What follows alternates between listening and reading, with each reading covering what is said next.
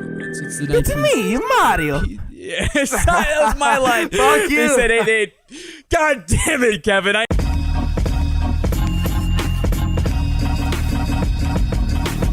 My name's Monish, and I'm your main host.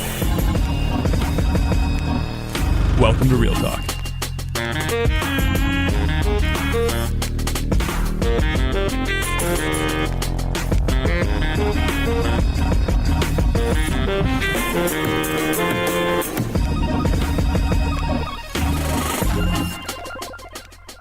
So on the line, I've got someone.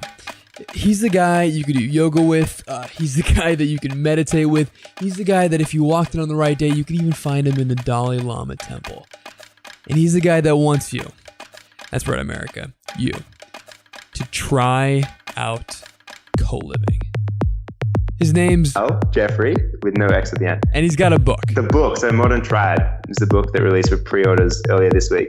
And it's really about exploring a new way of living, a new way of organizing ourselves. A new way of organizing ourselves. Like in America, especially late in our 20s, we are organizing ourselves into like a work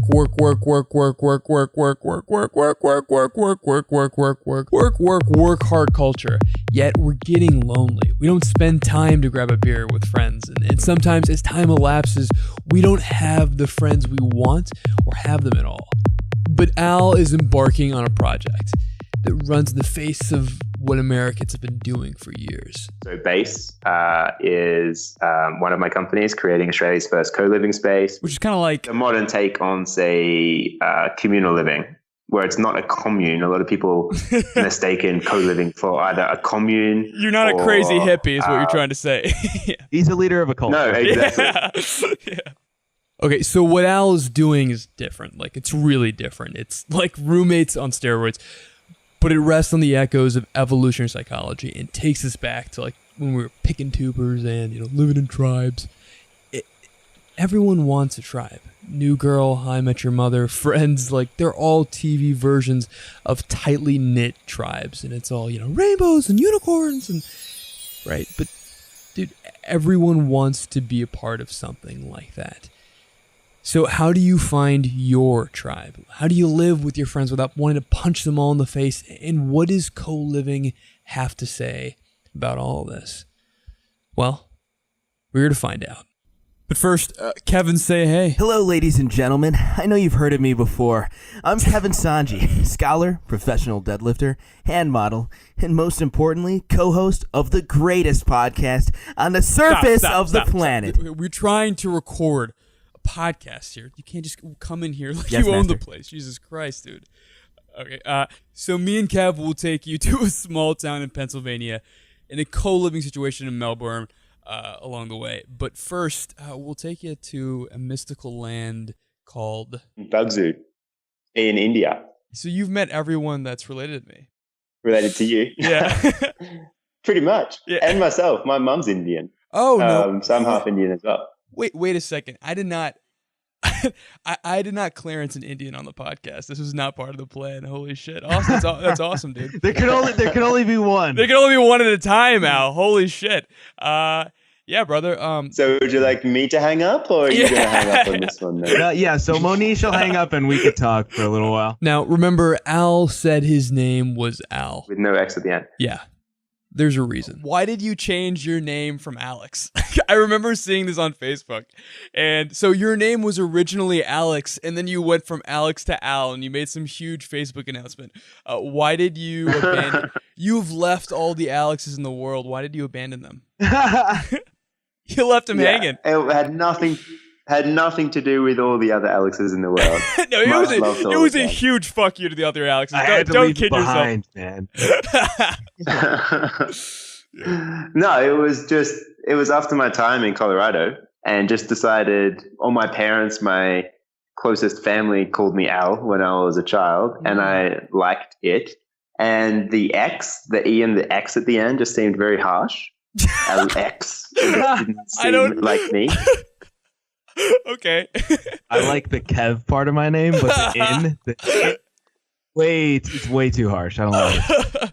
Yeah, so do it. Come on. Encourage me. Now, Al is doing something most 20-year-olds haven't heard of. He's starting a co-living space, which involves lots and lots of sharing. Where we share the laundry, we share kitchens, we share some living spaces, we share, the lounge room, share things that it actually just makes sense to share. There's no point everyone trying to own their own everything and taking on the costs and the responsibility of it all, because these days millennials don't want that. We want to travel, we want to experience, we want to explore. We don't want to be tied down by mortgages and responsibility as much. Now, it's not just sharing and caring and keeping costs low.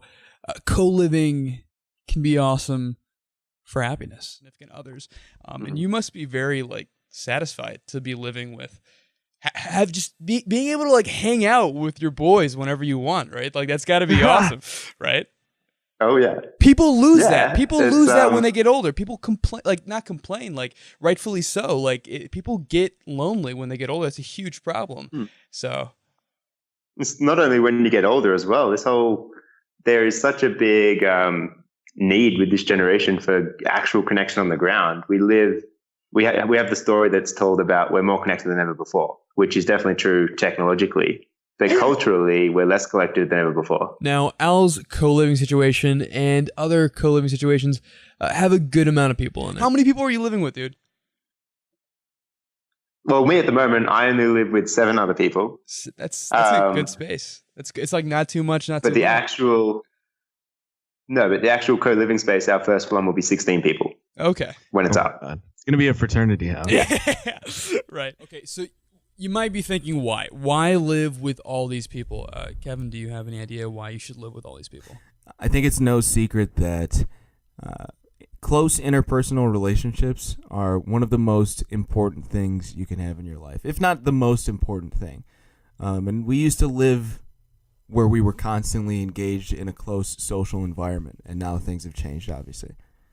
Because if we weren't in that close social environment, you would die. The human body, as an organism, we're not built to be by ourselves. We're just not, right?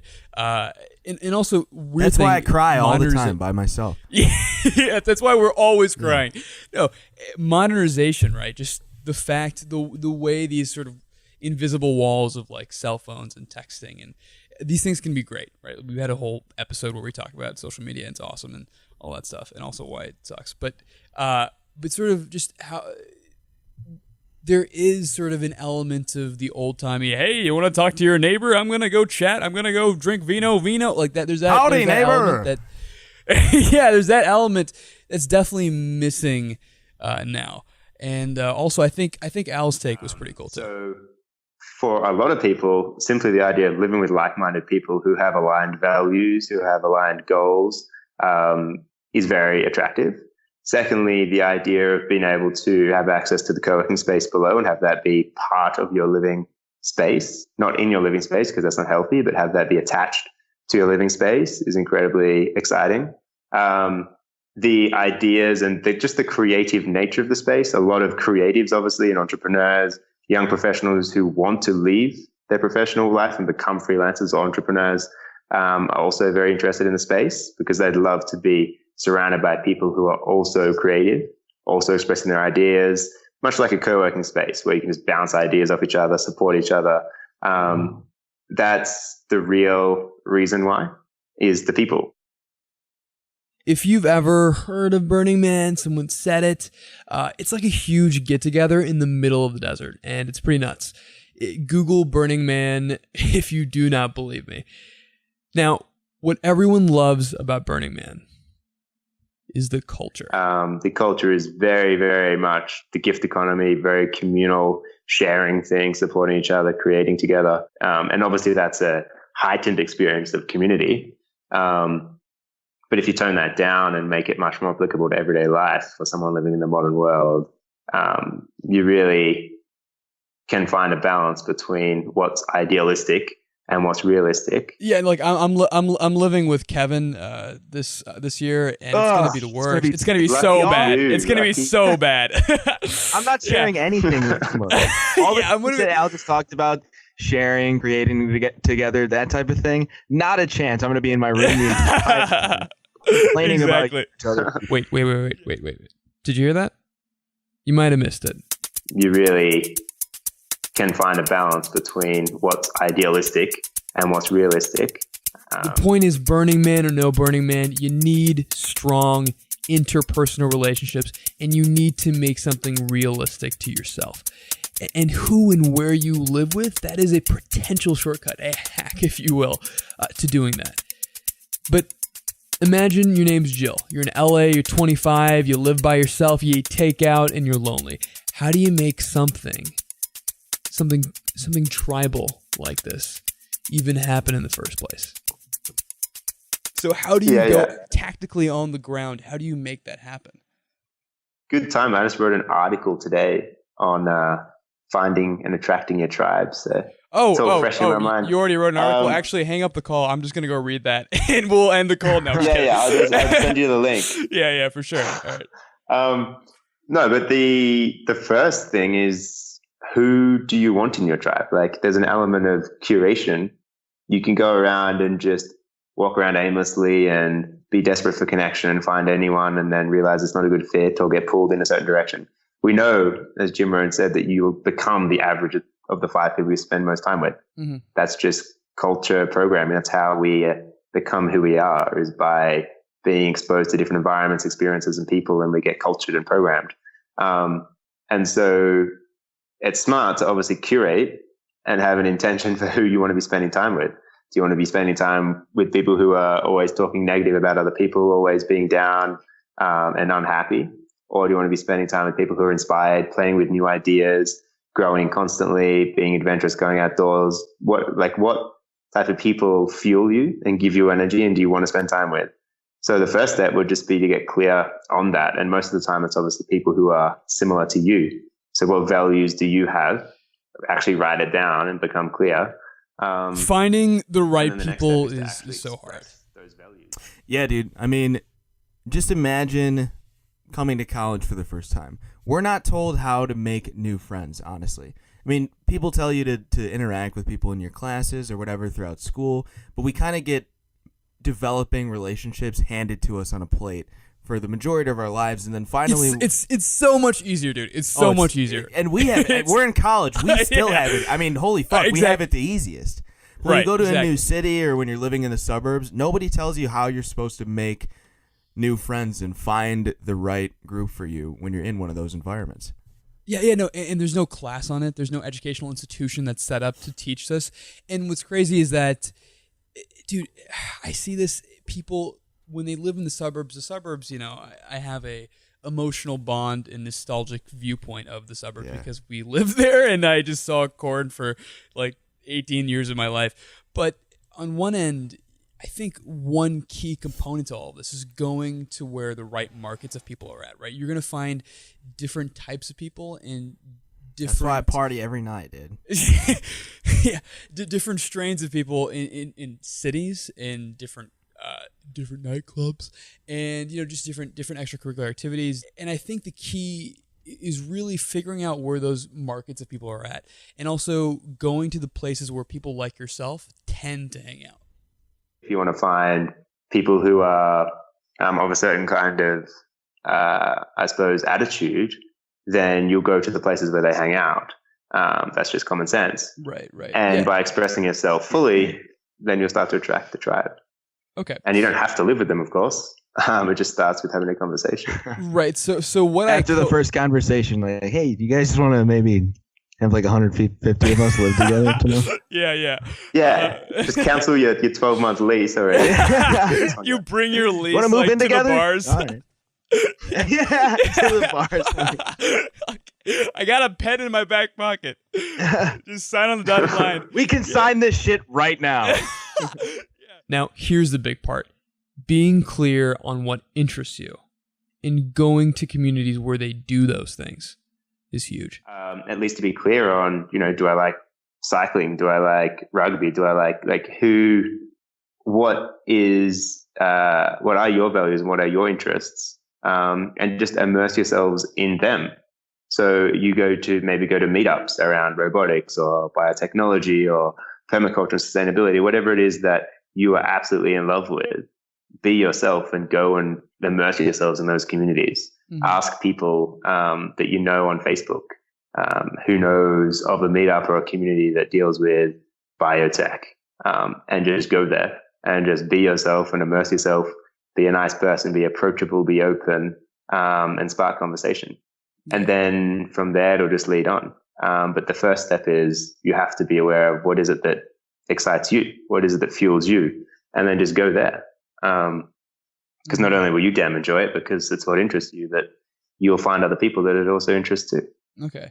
And then how do you go from having friends, to going to, hey, you want to live together in a giant commune, right? Right. So not a commune, but like communal living.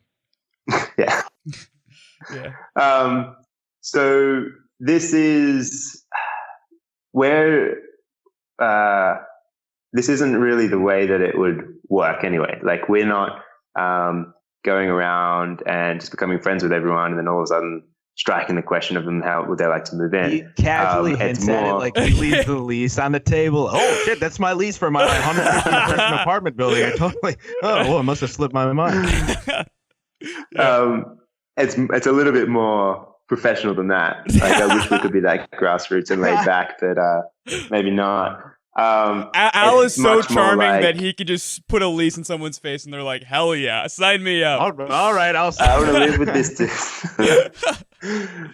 I'll share a kitchen with you. All right. Now, the co-living space in Australia, the one that Al's behind, there's some details about it that might seem absolutely bonkers if you're 24 and live in Idaho. Before you get to that, there's the Roseto Mystery. So Roseto was a town in Pennsylvania of mostly Italian immigrants. It's me, Mario. Yes, that was my line. Fuck you. They said, hey, God damn it, Kevin. I knew you were going to destroy my story. No, they ate pizza. They said, Mamma mia. See, that was my line, Kevin. How dare you? Yeah, they drank booze. They smoked cigars. They ate lard. But there was something weird about the town of Roseto. They had these awful, awful health habits, right? Yet researchers looked at the town of Roseto and they were confused, right? They were really, really confused, and they weren't they weren't getting heart attacks, even for the high risk group of men that's 55 to 64 who were dying of heart attacks across the country. This town wasn't getting that, right? So, as the sociologist John Brunn put it. There was no suicide, no alcoholism, no drug addiction, and very little crime. They didn't live on welfare. Then we looked at peptic ulcers. They didn't have those either. These people were dying of old age. That's it. All right, good job, Kevin. You can go away now if you want. No, dude, yeah, so the question is why? Why was this town, the mystery is, why was this town healthy and not dying of heart attacks like the rest of the country? Well, here's the thing. Every night after work, the people of Roseto didn't just go home. They talked to their neighbors. They hung out and they said hello. They looked out for each other, and the whole town felt close. And researchers concluded that it was the intimacy and the love and actually being part of a tribe that saved their cardiovascular health, that saved their mental health, and in turn saved their lives. It sounds absolutely ridiculous. It sounds bonkers, but it's true.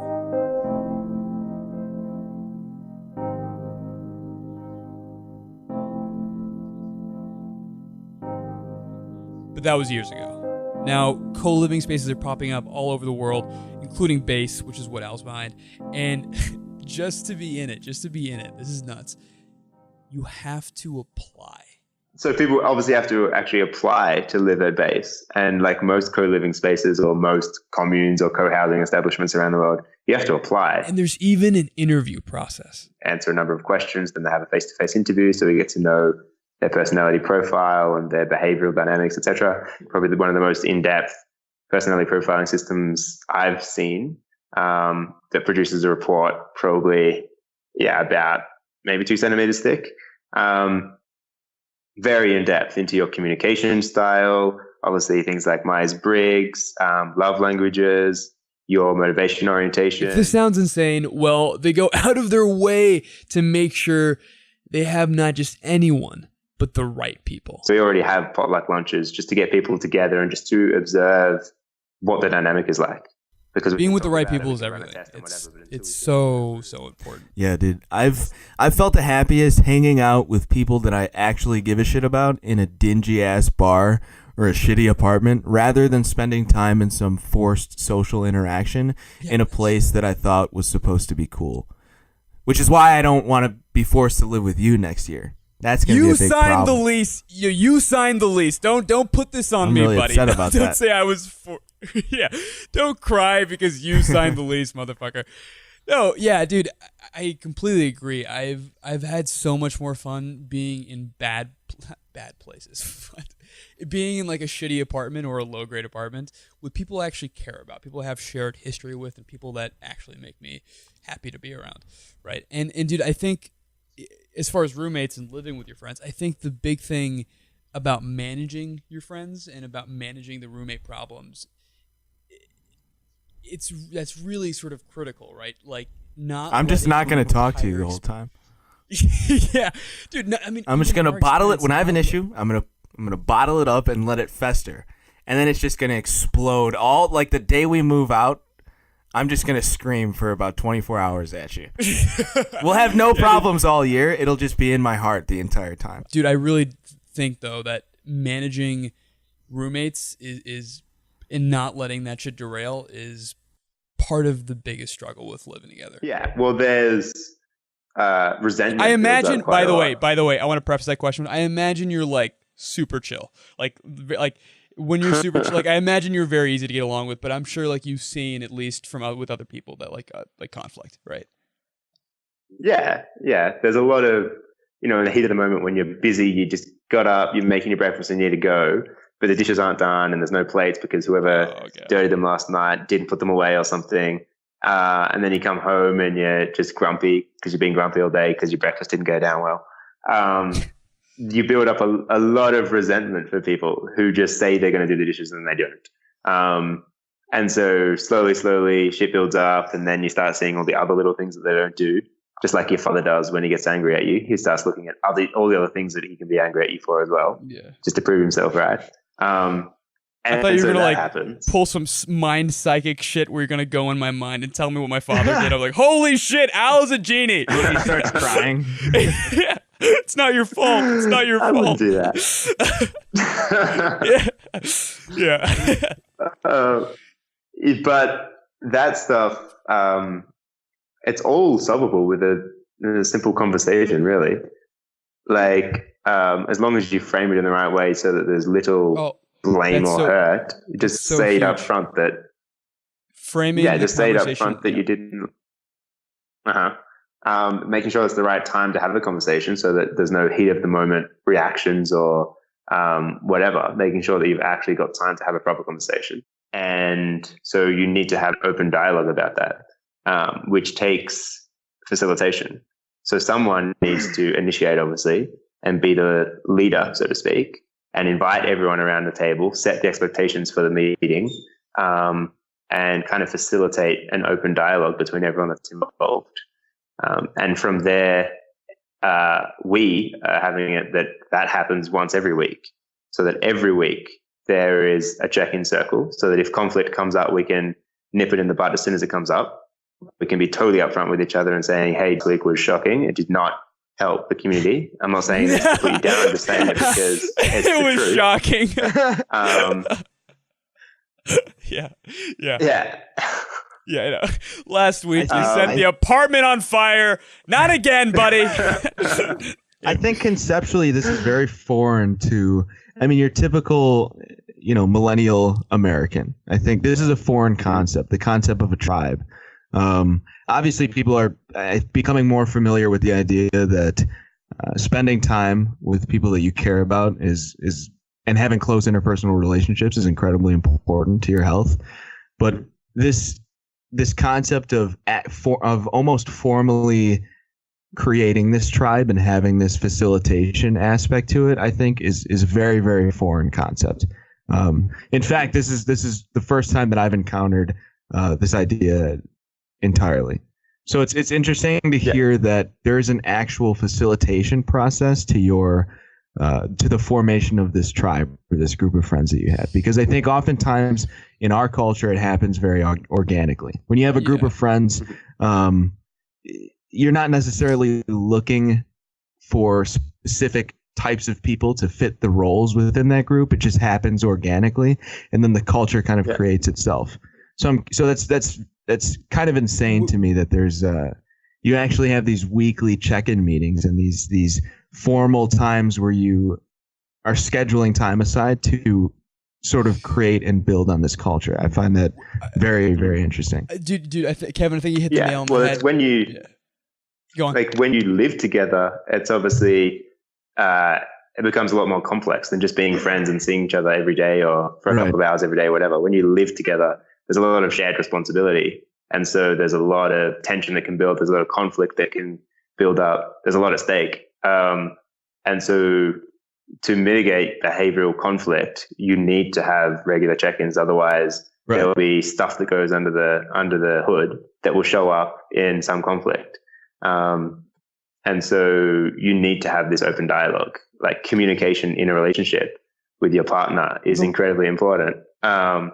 So when you're living with a group of people, communication has to be a thing. It has to be valued, and you need to set aside time for it. The more you're saying it, the more I like it. So it's weird because it's funny, just social life is just, people treat it very differently than other parts of your life, right? Mm-hmm.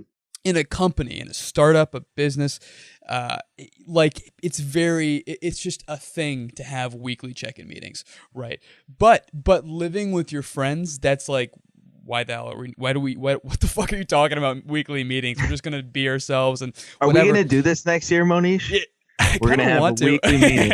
Monish, you kind of bothered me last week when you said this thing. Yeah, no, but so what I think is cool about your idea is that it sort of forces, I mean, there's deliberation when you start a company, right? There's deliberation when you want the company to have a good culture.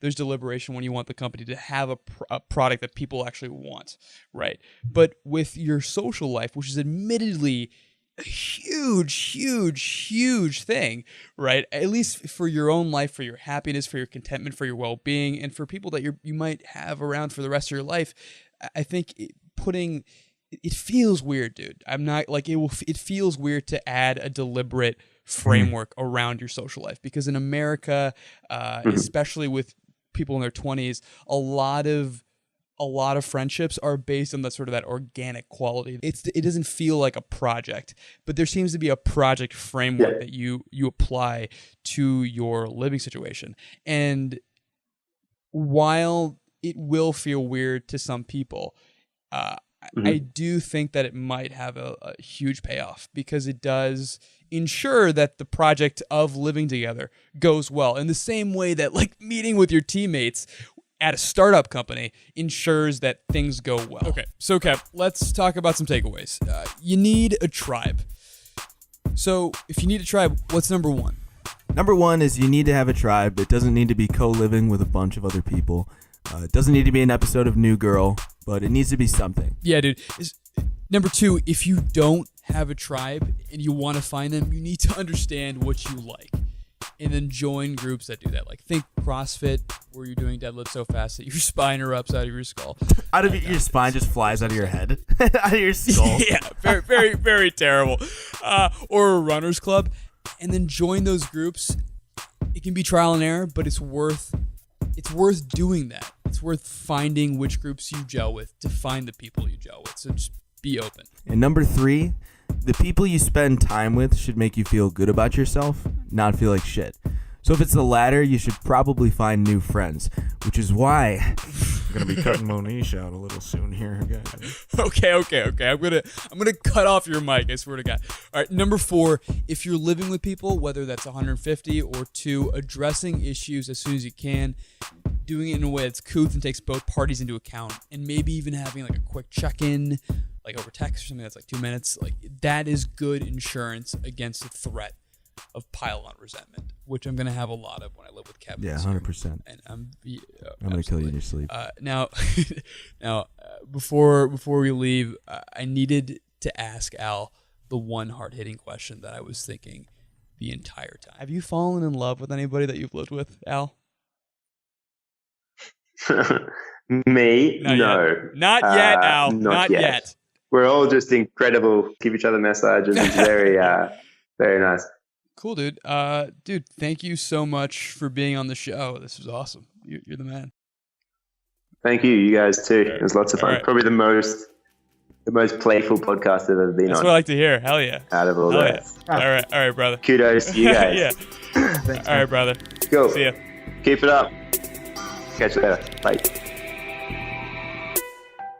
This episode was co-hosted by Kevin Sanji. Special guest was Al Jeffery. Feedback was by Vishali Sundarajan. Music is by Electric Mantis. If you liked this episode, please tell a friend.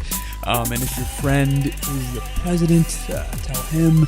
Also, we've got an email list. If you want to get updates from when the show comes out right in your inbox, plus get exclusive bonus material, that's pretty awesome. Sign up at realtalkstudio.com/insider. Again, that's realtalkstudio.com/insider. Going 3 times on the plate. realtalkstudio.com/insider. Sign up. It is awesome, and it is a way to support the show. My name's Monish. This is Real Talk. Signing off.